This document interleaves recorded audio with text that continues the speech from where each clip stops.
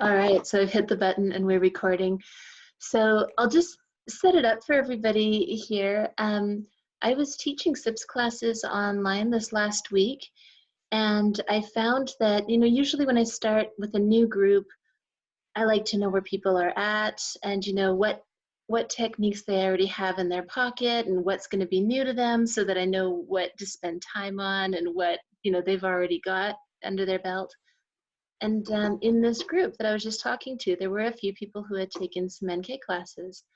And so I found myself kind of talking to them a little bit about how the two modalities integrate really beautifully. And I was thinking about how, the last time we saw each other in person, we were in Bali at the IKC conference in October. And we had been talking about this a little bit, how the modalities work so nicely together. And the work that I'm doing in Nolative right now, we're really focusing on this idea of collaboration, right?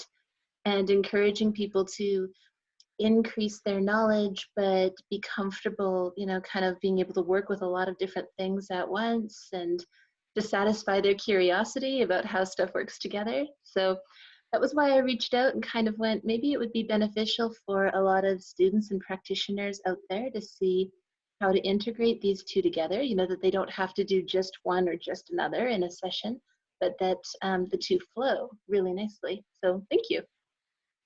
Yeah, thank you, Alexis. I'm just really happy to talk about it because one thing I've noticed in my career of over 20 years of being a kinesiology trainer and also a developer and develop a modality of NK is that, initially when I started, I would develop this way of working and I went into the classroom and I'd show people this way of working and I expected that everyone would follow that way of working.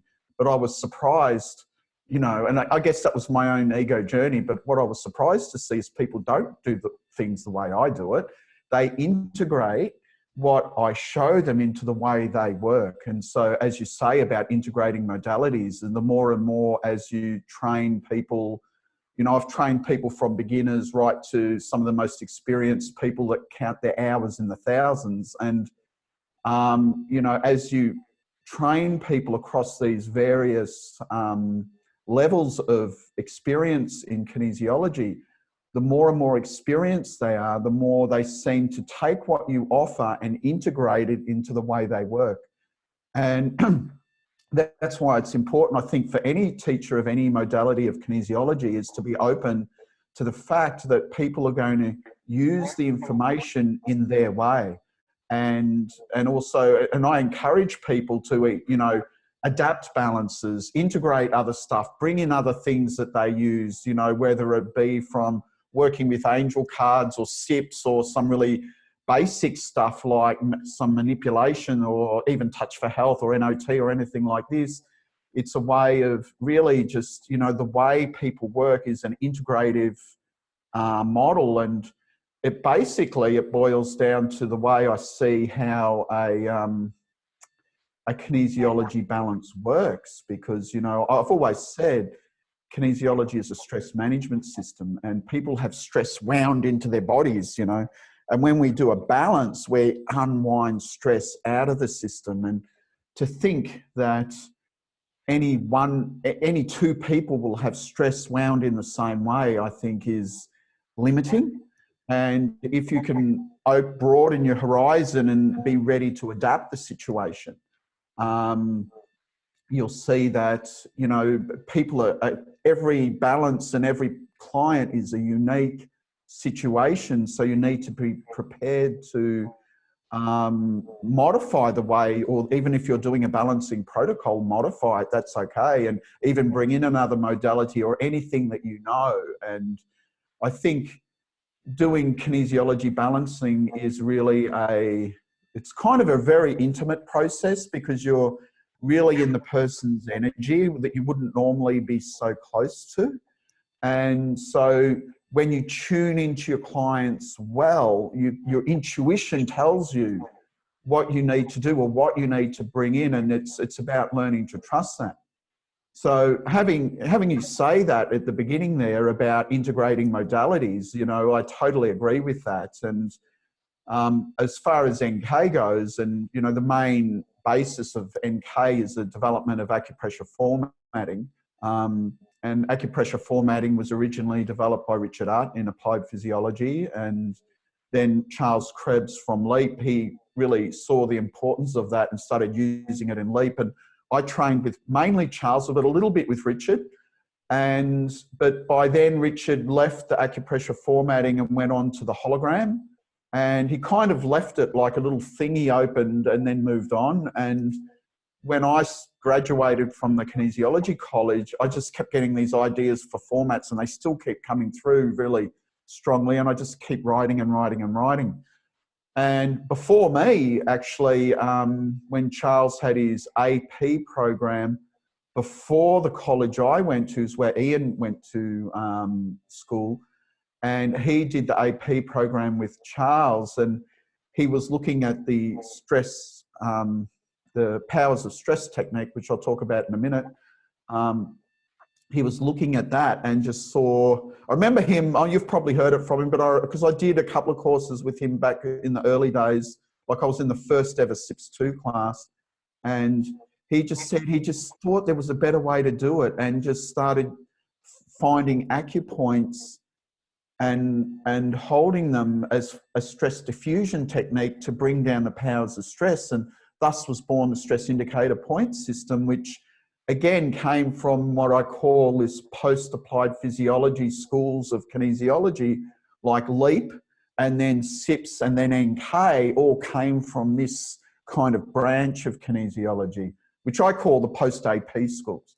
And this is why I think SIPS and NK really are a perfect match. And I know some of the NK people are SIPS people, like Yolanda in Netherlands and Alfred in Germany. And they both, when I talk to them about how they use the two modalities, because they both really know both modalities really well, is how they use them together, because you know that the acupressure formats reveal stress, the SIPS points diffuse the stress, and when you have a SIPS point that matches the NK format, it's perfect. You use the NK format and then you use the SIPS to diffuse it. So I can show you this model of the, hang on, a little bit disorganized here. I mean, when we talk about SIPS points, you know, in SIPS 1, I talk about a lot of how Ian developed those points in the first place. And you know, the idea is that you could go through looking for the powers of stress on something for quite a while. You know, and I often end up demonstrating on a really over-facilitated muscle on somebody, you know, something like a hamstring that's all jammed up or something like that. And you can do powers of stress for quite a bit in order to bring it all online, but you put the point on and it's there, right? You've reached in and you've grabbed all of it. Yeah, and SIPS 1, and I've got my own experience with this with Alfred, and because I've got this course, Body Structure, where I've got formatted all the muscles and blah, blah, blah, and tendons and ligaments and bones and everything like this. And a couple of years ago, I had a skiing accident, and I had an upper ankle sprain, which required surgery. I was immobilized for, you know, I couldn't put non-weight bearing for 3 or 4 months, and it's still taking time to recover. And when I was in Germany, Alfred did a balance, and so he did my, you know, the joint balance I have for the ankle in Structure 1. And he did all the diffusion with the SIPS points, and it was really phenomenal. And I got off the table and I thought, oh my God, I've got to get, sorry. Okay. I should get him to come and teach this to all the NK people that have done, you know, you should do SIPS 1. If you're doing the structure work a lot, you should do SIPS 1, because, oh my God, they're so perfect together. And it really was amazing, the effect that it had on my ankle. And every time I see him, it's like, oh, can you give me one of those balances where you're combining both, you know? And it's so interesting. And especially that you mentioned that from SIPS 1, it's, you know, and that's a really strong example of how you can just go much deeper, because the formats will go, you know, for some reason they go down in deeper, and then And when I extended it with holograms on the formats, where I combined both of Richard's ideas into one thing, you know, you go so deep and you reveal the stress really deeply, and then you've got this SIPS points where you can actually diffuse it, which is actually designed for that very thing that you've brought up, you know. So it's really fascinating how they work together. You know, we should work together more we sort of like work on how the people can integrate both systems, you know, have a kind of integration modules and to do that, because it's really takes it to the next level of balancing. And especially in Germany and Netherlands, there's where people have often done all the courses. You've got people there that have done all SIPS, all NK. They can integrate it really well, and their way of working is really amazing. It's really good. Mm-hmm. I had dragged out a couple of my books here before we talked, because I have my hormones and their receptors book, I have my brain formatting book, and you know, like when I'm working with something like, you know, for example, in SIPS 6, we are working extensively with the endocrine system, and so we have points for so many different hormones, we have points for the different glands and that sort of thing. But what we don't have in that are some of these sort of maps that you've developed in here that show the pathways, right? And so that's what I have found really wonderful, is to be able to follow, okay, well, here's the pathway, here's the enzyme that's involved in that, here's how that happens.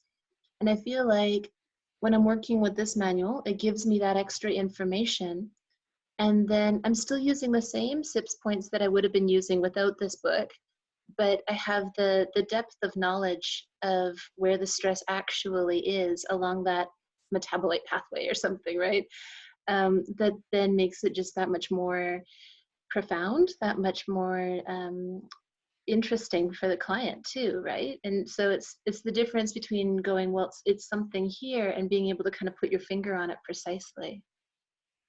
Yeah, and well, yeah, that's an interesting point you've brought up, and I think I first did it with the whole idea of follow the pathway came when I wrote the NEPS 1 course in '99, and that was an interesting story in itself, because what I've been doing over the years, I decided I'm going to write a course on something, and so I set it like I'm going to write this course, and then the course comes in, and in '99 I went to Tucson for the first time for the annual meeting for applied physiology, and Charles, bless him, he's always been so supportive of me, and because I just, you know, in '98, I just started revealing the stuff that I'd been developing to my colleagues. And I think I taught the first course at late '98 with Kerry McFarlane. We did Chakra Hologram 1. And then in January '99, I did this first brain hologram class. And Charles attended, you know, and he said to me, he says, look, Hugo, your work is really important. And I'd signed up for, back then LEAP was at LEAP 10 days, and you had LEAP Advanced, you know, not like it is now. And that was the old LEAP. And I'd signed up for LEAP Advanced, and he pulled me aside. He says, I give you the course half price on one condition, that you use the money towards going to the annual meeting in Tucson in '99. And that's what happened. And I went, and Charles had this book by Jack Panksepp, Effective Neuroscience. I started reading about all the pathways of emotion, primary emotions. So I had all the formats for this, and I thought, I've got all those formats. I've developed them all, you know, like the PAG and different parts of the hypothalamus and everything. So I wrote them down, and then as I was working, I started connecting in all these other stress. We've got the MOPS, which is sort of inspired by SIPS for primary emotions, and I developed them as well next to it.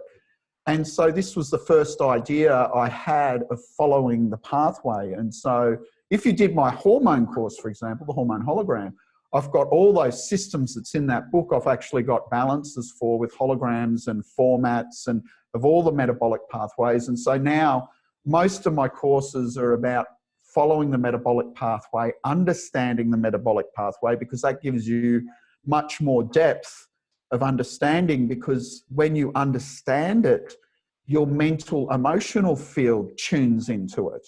Whereas, you know, when you know, like when you work with kinesiology and you say to someone, oh, I'm going to balance your, I don't know, cortisol, that's a hormone, for example. And so, but when you say cortisol, that accesses the mental emotional field. So like when you scan a list or when you're thinking about something, I call that mental emotional formatting. Acupressure formats, so using mudras and acupoints, work on the etheric plane.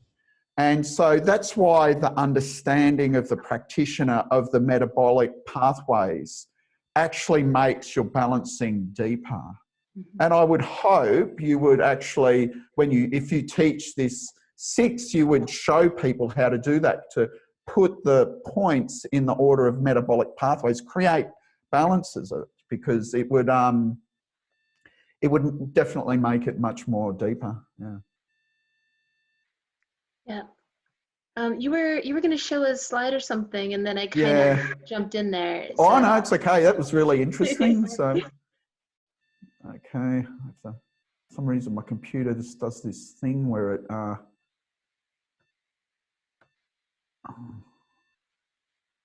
Can you see that? Yep. Okay. So this is I wrote this slide inspired by your question the other day. So just so you know, I'll give you credit for that.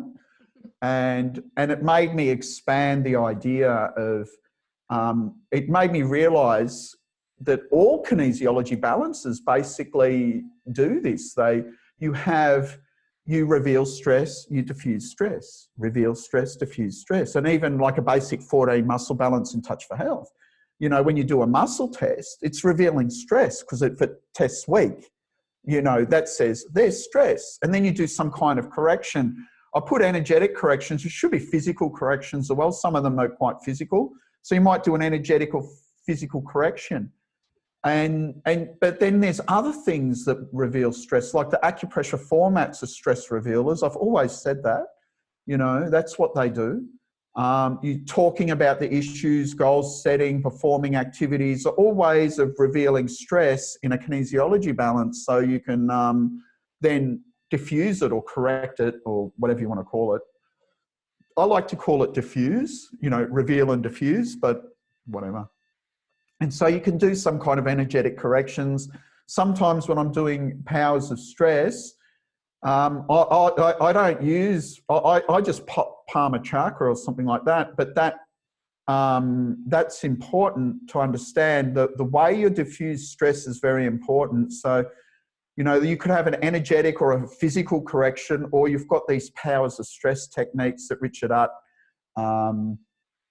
you know, that was his idea. And, you know, he had all these wonderful things like can openers and basket weavers. Can opener was to open the can of worms. The basket weaver was to weave together the basket case. That's where he got the names from. I don't know if you know that. That's what he said. It was quite funny. And and he used to call his basic training, now they call it Agape Quest, but it used to be Stress Observation Specialist, SOS. You know, he had all these funny things he used to call things. And so I mean, I don't know if you ever met Richard, but he was this short, stocky man. He was like a bear, you know.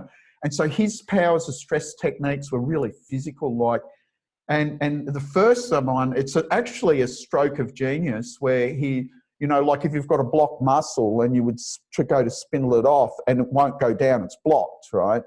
And so he started stacking the spindles and eventually it went down. It was like, you know, aha moment. And then he realized, because how many times you stacked it in is the powers of the stress, you know, that was where that actually came from. And the same when it was under-facilitated, you couldn't tonify it. He would just stack the stretching of the spindle cell until it locked. And so that was where powers of stress name was actually born.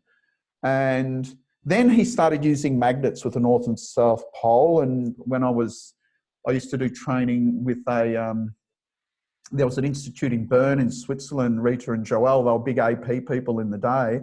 And they were there back in 99 and 2000, and they invited me over. After I went to the conferences, or the annual meeting, they called it, in 99, I was invited. I met Alfred, I met Dominique Monette, from Belgium, and Rita and Joel, and they were like, "You're coming to Europe," and I've been teaching kinesiology worldwide ever since, and this whole, they would, when I went to their students, they would only do powers of stress with magnets. They didn't like the acupressure methods like SIPS or the MOPS. They preferred their students to do that because Joel was an osteopath and very into the physical manipulations, and he just trusted the physical thing. And this is where these powers of stress techniques came in, like then SIPS. Ian developed SIPS, and there's a few others, like there's the heart self points from the woman in Melbourne, and then the NAPS was kind of modelled on, because back then I was limited what I had access to, so I developed the MOPS in the NAPS, which is the modes of processing, I call it, for the different levels of processing of the primary emotions the idea came from in the NAPS 1. And so that was, again, an acupressure technique that we used to diffuse stress.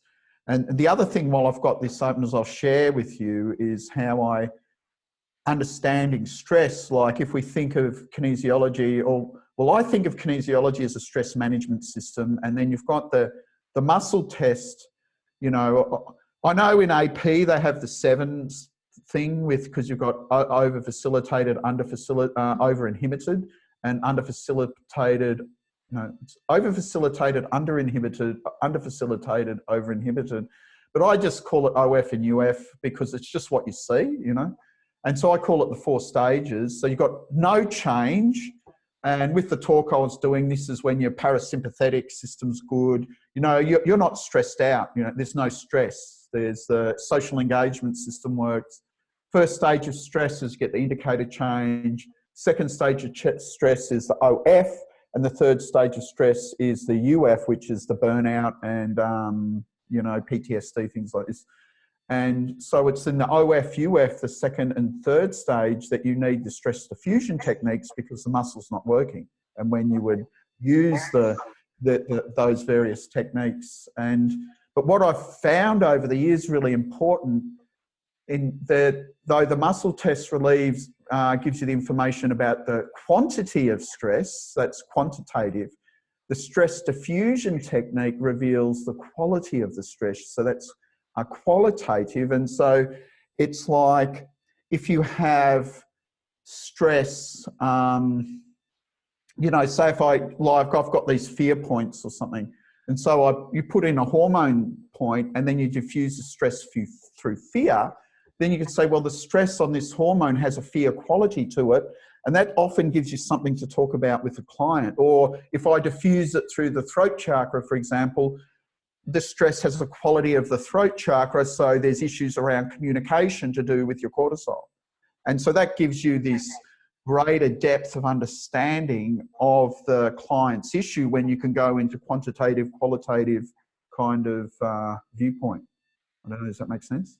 Yeah, I mean, I think in SIPS you see that when you start looking at not just the SIPS points, but which amperage and resistance combinations you end up with. Because to me, that's where you see the flavors of the energy, because it tells me what energy is not being absorbed or not being utilized properly from the universal electromagnetic field that would allow me to heal myself. And then why is there resistance, right? Where is the resistance? Is that emotional? Is it physical? Is it chemical? So that's where you start to see. It's the same thing you're talking about. It's just a different philosophy around it, but they work together. Yeah, because that's the way it should be, and because that's the way it is. And that's why the NK and the SIPS systems work so well, because basic philosophy is the same. The roots are the same from, AP and LEAP. We were both trained by Charles and Richard up. I'm not sure exactly what Ian did with Richard, but he was active back in those days, and but it's still that applied physiology LEAP influence, and so the exact what you're saying, that the systems could integrate really very well. A lot of the when I'm teaching in Europe, there's a stronger AP background because of what you were saying, you know, how there's some big schools there that have had instructors coming for a long time. I'm finding in North America, there's really not the same AP background in a lot of the people that are coming into the classes now. So most of my students, they've either gone through Touch for Health 4 levels with someone, and now they're coming into SIPS, or they maybe did a GEMS class with me in between there, which helps to bridge and such, or they did POK. And so there's sometimes,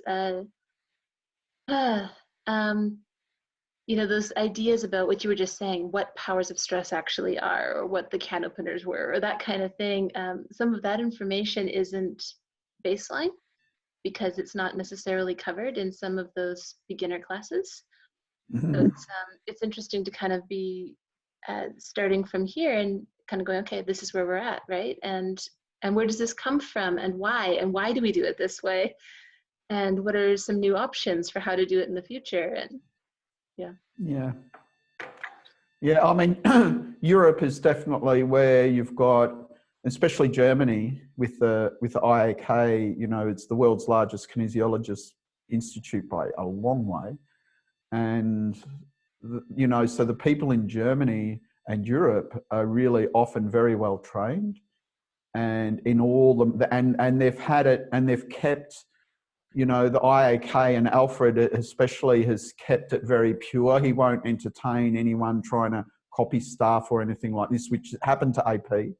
It got, and that was mainly due to, well, before Richard died, he kind of went off the rails a little bit. So there was a lot of problems, and I don't want to go into that. But in the States, it's, you know, even though the States is basically where kinesiology came from, you know, George Woodhart and applied kinesiology and Richard, and but then the actual development kind of shifted to Australia. So from Australia, you've got many more schools developed in Australia than you had in the States, and it's probably to do with the consciousness of the country. And so in the States, you're right, it's very it's very disconnected and disparate. You know, it's not, you know, there's no sort of continuity across the country, and people in different groups, you know, there's never been any unifying kind of schools there, or they just work, everyone works in their own way. The only thing that really connects them is the association, the Energy Kinesiology Association. But then, of course, you've got the Touch for Health Association over there as well. And so, yeah, the States, it's a shame, because it's, you know, I found teaching in the States is hard work, and I never really had massive groups like I get in Europe, but I still have a core group of people I've trained for almost 20 years that I still go there, because, you know, it doesn't matter about the size. To me, it's about, you know, the dedication of those individuals. And so, you know, sometimes I get a few more people, and, you know, but with the online, we're now, you know, for a few years now, we've been doing the online training in groups. We do it here in Australia, and now we're implementing it in Europe. We've been forced to, and which is good, because I get to teach the course less for the same money. So if I teach the course once instead of 3 times, it's good for me, you know, especially at my age. Well, I wasn't meaning to make that sound like kinesiology isn't working in the States, because I'm absolutely no, I didn't mean that. there. And you know, like I know that Adam Lehman has worked extensively with AP, and, you know, trying to kind of get people back into that a little bit. But I know that he also ran into a lot of barriers with it. I more meant that because in and not just the States, but in Canada as well, and like all through Latin America, where I am now, you don't have those same big institutions like the IAK that have been teaching foundational classes and sort of holding the torch and holding the course steady for so many years. So I find that sometimes, and this was another one of the reasons why I wanted to chat about this, I end up with people where they took a Touch for Health class, or they took, you know, something else, and they're kind of going, well, where do I go now? Because they don't have that pathway kind of let out for them. Like, and so I find myself going, well, what did you love? You know, when you took a Touch for Health class, do you love working with the meridians and with energy? Do you really want to do more physical kind of stuff? Do you want to work with the brain? You know, who do you want to work with? And then from there, I'm going, okay, so here are some really great programs, and these are the ones that might kind of fit with what you're wanting to do, the people that you want to serve, the stuff you want to spend time researching. So it's nice to know. I'm always happy to know a little bit more about all the different modalities that are out there too, so that you can kind of help people find their niche, right, of where they want to go. Yeah, that's right. And I know, I didn't mean to make America sound so difficult. And I know Adams and I have been friends for a long time. And I know he's been, you know, and he was going all around the world promoting AP, and then he had the barriers come up, and it was, you know, and, you know, honestly, for a time after Richard left the planet, he was the only person at the international conferences talking about AP and promoting it. None of the other people who are AP teachers that might even be there are doing that, or were doing it. You know, they were maybe promoting their own stuff. But Adam was really dedicated to AP, and there's here in Australia, there's Cheryl also, who's a friend of mine. She's another one, and there's a few other people that still promote it. I know the IAK still have it, but not like they used to. And I mean, Latin America, I'm Ecuadorian heritage, so I would love to, nothing more that I would love to get kinesiology happening in Latin America. It would just be a pet project for me, but you know, it's just not. I even taught 3 days of principles there once in Quito, but it just never continued. And people were interested though, but it's such a big shift of their consciousness, and you need people there to do it because they need the ongoing support, especially when they're learning, like prac nights and things like that, which I couldn't do because whenever I go there, it's just to visit. I don't live there. Yep. So right. I've got plenty of cousins though, everywhere. There you go. You have to train all the cousins and then get them teaching the classes. Just make a family business out of it. It'll be fine.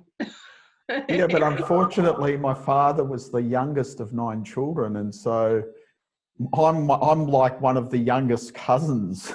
So all my cousins are much older, and I mean, I don't know. No one's really showed a lot of interest in what I do, and you know, often people over there, they're just living, you know. And I mean, life's not easy there, and especially now, Ecuador's really suffering badly with this coronavirus. I don't know if you saw the reports from there. It's terrible.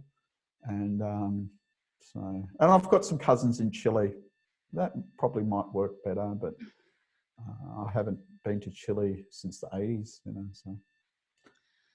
So I missed your program on the coronavirus because I was teaching classes while that was happening, so I wasn't able to tie into it. Are you? I'm assuming, because of what I know of your work, so you can correct me if I'm wrong on this, that you were kind of looking at the components of the virus and then, you know, what it does, so the path that it would follow within the body and how your body would react to it, immune system wise. And so then there's formats, I'm guessing, to kind of break that down and follow it through. Yeah. Sorry.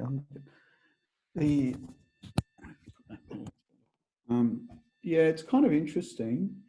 I was in Ecuador actually. I think it was in February, towards the end of February, and I read a newspaper article about this new coronavirus and how it enters the cell more like the virus of Ebola and HIV, with cell fusion rather than endocytosis like every other coronavirus.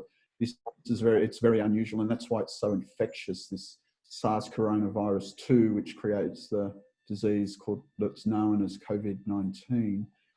And so I just started reading about it, and then I looked up and I found its genome. It had been sequenced a few times. You know, it's only got 10 genes, and And then I look back into my Immune 2 course, which I wrote maybe more than 15 years ago. And in the Immune 2, I've got this disease microbe format database.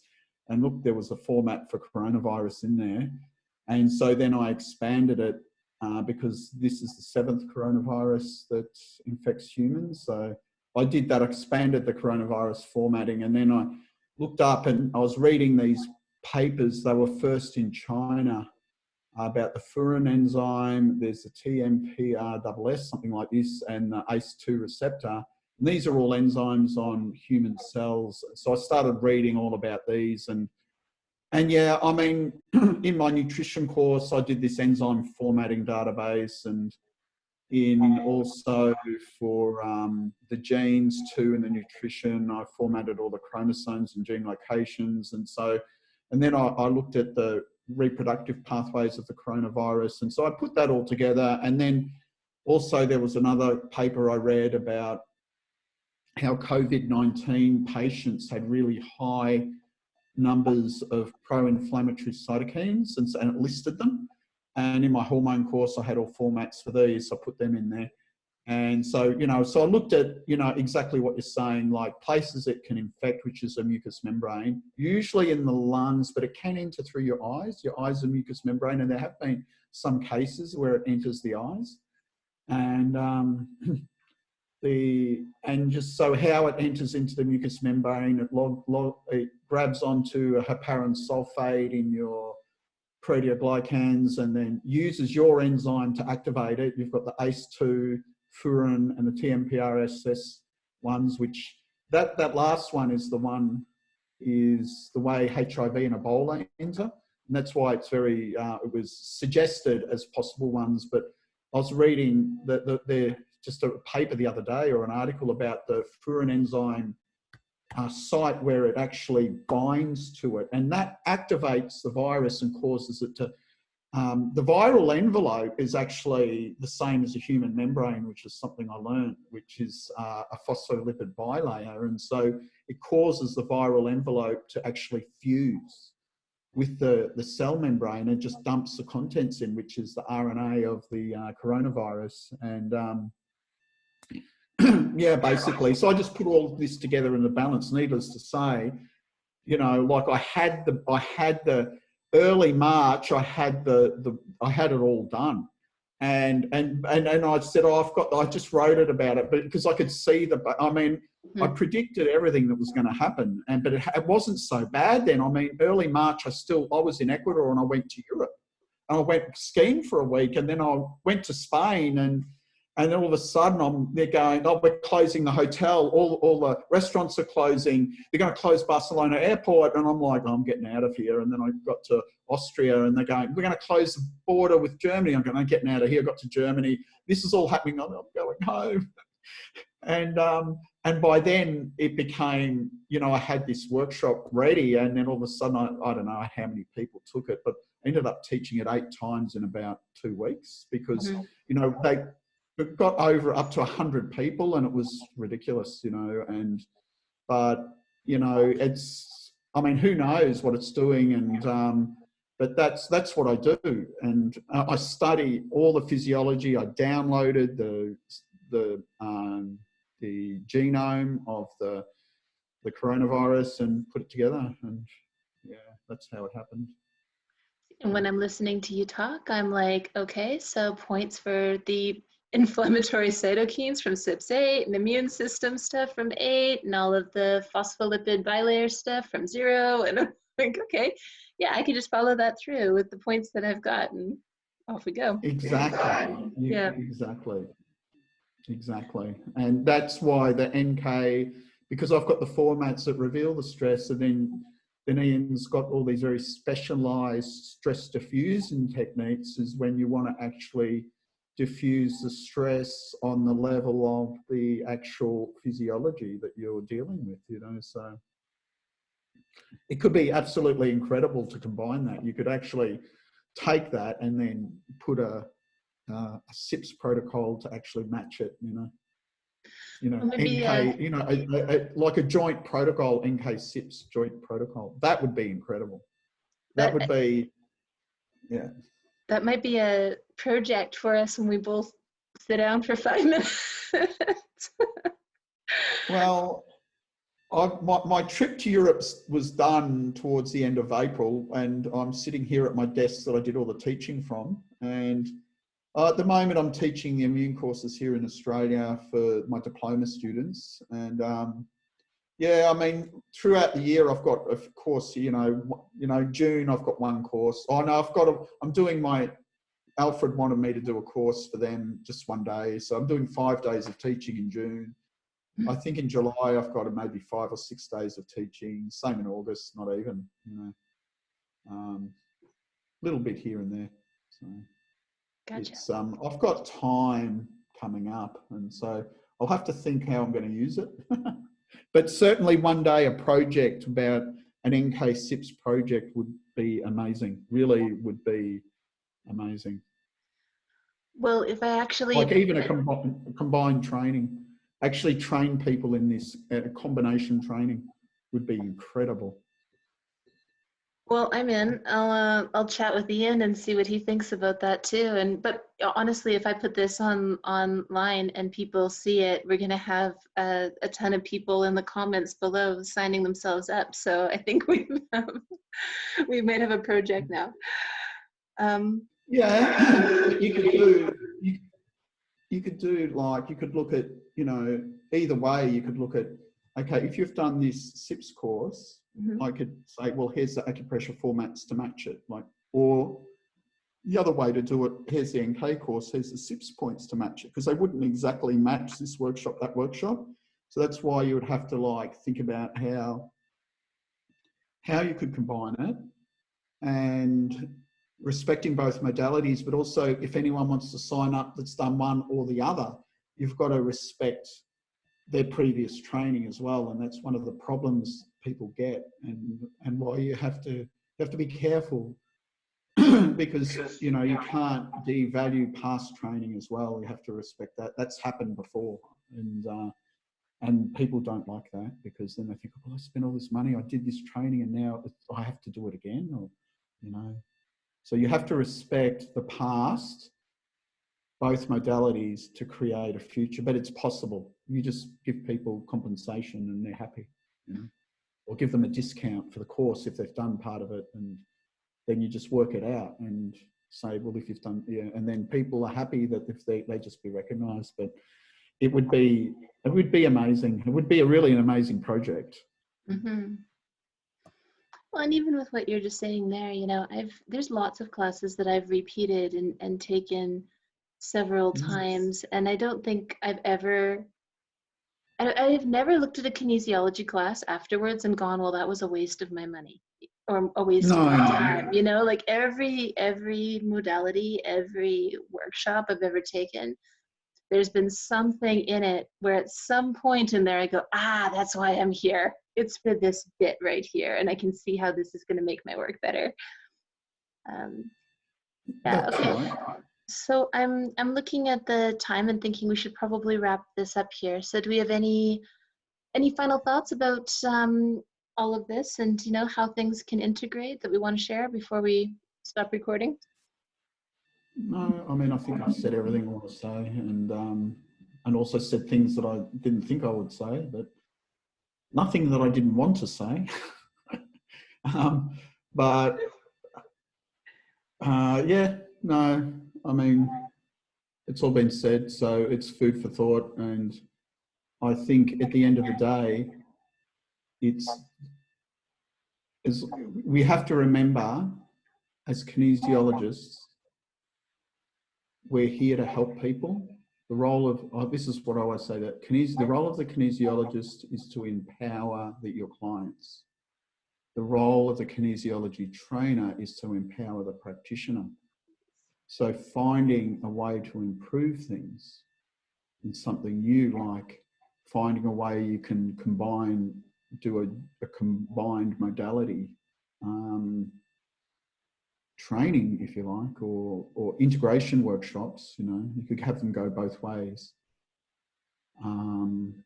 would be amazing, because you'd be empowering the practitioner And that's what our role is as trainers, is to empower practitioners. And as soon as we're not doing that, and we're coming from ego, then you're wrong. You've got to come from that selfless space where you empowering people. Because after all, we're here to help. Ours is the role of, in India, they would call, we're the karma yogis. We're out there doing things to help people. That's our path. I'm so glad you said that, because that's exactly kind of what was making me think about us having this conversation. Because I always feel like I want everyone who comes into the class to walk out feeling like they have all of these tools that they can now use to go forth and help everybody in their circle, right? And that's why I ask those questions at the beginning of my workshops too, is I want to go, well, what background do you already have? What's already in your toolbox, right? Because when we were working with SIPS, it's actually quite encouraged that you bring in your corrections, your things from other modalities, and that it just helps all of those other modalities work better. So I'm all about finding ways where we can make it all work together, just in the best way for each individual, because the way that we all work is different. We bring our own flavor to it, so it's great.